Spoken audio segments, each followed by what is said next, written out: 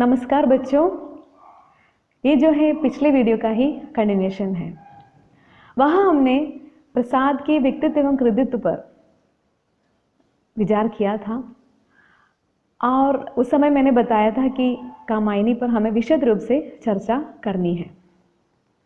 तो फिलहाल मैं आपके समक्ष ऐसी बहुत सी ऐसी सामग्रियों को बटोरकर प्रस्तुत हूँ जो आपके लिए प्रतियोगिता परीक्षाओं में भी कारगर साबित होगी। तो देखिए, कामायनी के संबंध में कुछ ज़रूरी बातें। कामायनी प्रसाद की अनमोल रचना है, अनोखा कृति है, इस बात में कोई संदेह नहीं है। तो इसका प्रकाशन किस समय हुआ था? सन 1935 में। और इसमें कुल मिलाकर कितने सर्ग हैं? 15 सर्ग हैं। कौन कौन से हैं? चिंता, आशा, श्रद्धा, काम, वासना, लज्जा, कर्म, ईर्ष्या, इड़ा, स्वप्न, संघर्ष, दर्शन, रहस्य और आनंद। तो ये जो है 15 सर्ग 15 मनोवृत्तियां है ना, यानी कि मन की विभिन्न वृत्तियों पर आधारित है यह काव्य। और इसका जो अंगिरस कौन सा है? शांत है। और पात्रों के संबंध में बताएं तो इसके मुख्य पात्र हैं मनु, श्रद्धा, इड़ा और कुमार। और प्रतीक के रूप में देखिए तो मनु मन का, श्रद्धा हृदय का, इड़ा बुद्धि और कुमार मानव का प्रतीक है। और इसमें दर्शन के रूप संबंध में हम कहें तो कौन सा दर्शन है?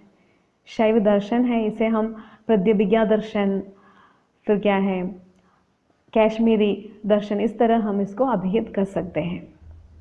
और इसका जो मुख्य छंद है तोटक, और इसके अलावा और भी बहुत से छंदों का प्रयोग किया है। कौन कौन से हैं? आल्हा है, लावनी, रोला, सखी और रूपमाला। इस तरह पर्याप्त मात्रा में छंदों की भी जो है काफ़ी रूप में यहाँ प्रयोग हुआ है।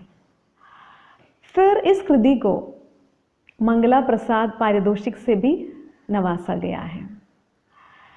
फिर आगे हम देखें तो कामायनी की जो पांडुलिपि संस्करण है उसका प्रकाशन मानते हैं संवत 1972 में। और कामायनी की कथा पहले भी बताया था ना, शतपथ ब्राह्मण जो है उस पर आधारित है मुख्य कथा जो है। और साथ ही साथ इसमें हम कर सकते हैं जैसे कि ऋग्वेद, चांदोग्य उपनिषद, फिर क्या है श्रीमद् भागवत, इन सभी का सहारा लिया है प्रसाद ने। और मुख्य घटना जो है शतपथ ब्राह्मण से लिया है। फिर कामायनी की पूर्व पीठिका के रूप में मानते हैं प्रेम पथिक को। और कामायनी जो है, कामायनी की श्रद्धा का जो पूर्व संस्करण ऐसा कहा जाता है कतिपय आलोचक उर्वशी को। उर्वशी उनका जो है चंबू काव्य है। फिर कामायनी का जो हृदय है वो लज्जा सर्ग है। तो इस तरह कामायनी के संबंध में कुछ महत्वपूर्ण बातें। और साथ ही साथ कामायनी के संबंध में बहुत सी ऐसी टिप्पणियां हैं, वो हिंदी जगत में काफ़ी चर्चा का विषय रहा है। तो उन टिप्पणियों से हमें अवगत होना है। तो विभिन्न आलोचकों ने अपने अपने विचार प्रस्तुत किए हैं कामायनी के संबंध में। तो देखिए, इसमें अच्छी टिप्पणी ज़्यादातर है और शुक्ल जी ने जो है बुरी टिप्पणी भी दी है कहीं कहीं। तो हम एक ही का जो कथन है उस पर विचार करेंगे। देखिए, कामायनी मानव चेतना का महाकाव्य है और साथ ही साथ उसे आर्ष ग्रंथ ऐसा भी कहा डॉक्टर नगेंद्र जी ने। फिर कामायनी को फैंटेसी कर पुकारने का प्रयास किया मुक्तिबोध ने। और इंद्रनाथ मदान जी ने क्या बताया? उन्होंने कहा कामायनी एक असफल कृति है। फिर देखिए, जयशंकर प्रसाद नामक ग्रंथ में नंद दुलारे वाजपेयी ने इस तरह बताया है कि कामायनी नए युग का प्रतिनिधि काव्य है। फिर नंद दुलारे वाजपेयी जी ने कहा ये तो मानवता का रसात्मक इतिहास है। तो प्रसाद के समकालीन कवि जो सुमित्रानंदन पंत, यानी कि प्रकृति के सुकोमल कवि है ना, उन्होंने बताया कामायनी एक ताजमहल के समान है। और नगेंद्र जी की कई टिप्पणियां हैं, उन्होंने एक जगह सूचित किया जो मूल रूप में बताया गया है कामायनी एक रूपक है। फिर श्याम नारायण जी ने बताया कामायनी विश्व साहित्य का 8वां महाकाव्य है। तो रामधारी सिंह दिनकर क्या बताते हैं, उन्होंने कहा कामायनी दोष रहित दूषण सहित रचना है। तो देखिए ये तो एक लेख है कामायनी से जुड़ी हुई। तो डॉक्टर नागेंद्र जी ने और भी टिप्पणी दी है, कामायनी समग्रता में समासोक्ति का विधान लक्षित करती है। तो नामवत सिंह जी क्या बताते हैं, उन्होंने कहा कामायनी आधुनिक सभ्यता का प्रतिनिधि महाकाव्य है। तो हरदेव बाहरी जी का जो कथन है, उन्होंने कहा कामायनी आधुनिक हिंदी साहित्य का सर्वोत्तम महाकाव्य है। फिर राम रतन भटनागर ने उन्होंने बताया क्या, कामायनी मधुर रस से सिक्त महाकाव्य है। तो देखिए कामायनी को विराट सामंजस्य की सनातन गाथा कर पुकारने का प्रयास किया है विश्वंभर मानव ने। और हजारी प्रसाद द्विवेदी जी क्या बताते हैं, उन्होंने कहा कामायनी का कवि दूसरी श्रेणी का कवि है। फिर और एक टिप्पणी भी उनकी है, उन्होंने कहा कामायनी वर्तमान हिंदी कविता में दुर्लभ कृति है।